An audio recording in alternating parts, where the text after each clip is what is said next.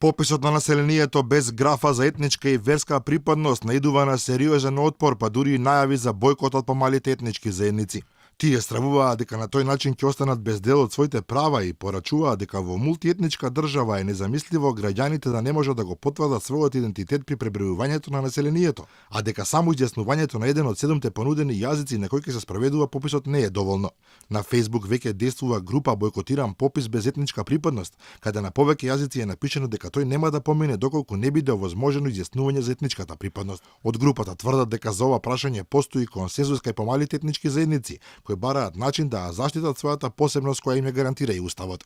Предходно од граѓанската иницијатива Коалиција на египтјаните предупредија дека таквиот попис ќе биде вовед во административно претапување на посебната автохтона етничка заедница египтјани, валбанци и роми, затоа што главно ги зборуваат овие два јазици. Ромите и самите се жалат дека и тие ќе бидат жртви на асимилација затоа што многумина од нив го зборуваат турскиот јазик.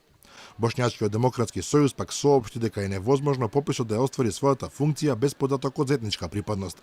Велат дека нема да се добие реална слика за демографската состојба во Република Македонија, а етничките заедници не ќе можат да ги остварат своите права, особено правата на соодветна правична застапеност во органите на власта. Само со прашањето за мајчин јазик и јазик кој се зборува при комуницирање не може да се одреди точниот број на одреден етникум, нити пак е доволно релевантно прашање како замена за прашањето за етничка припадност, велат од Сојузот. Инаку, како што Алфа веќе извести, вчера објавениот предлог закон за попис, според експертите има и бројни други недостатоци. Нема дефиниција кои категории граѓани ќе влезат во вкупното население на земјата. Личната карта нема да биде задолжителна, ама не е наведено како точно граѓаните ќе се евидентираат. Не е јасно наведено какви податоци ќе се користат од административните збирки, а бројни недоречености има и околу самите попишувачи и начинот на кој тие ќе комуницираат со граѓаните. Конечно, според пресметките, пописот ќе чини речиси 8,5 милиони евра, што според познавачите е премногу со оглед дека токму сега би требало да бидат избегнати главните трошоци за печатење и за обработка на податоците.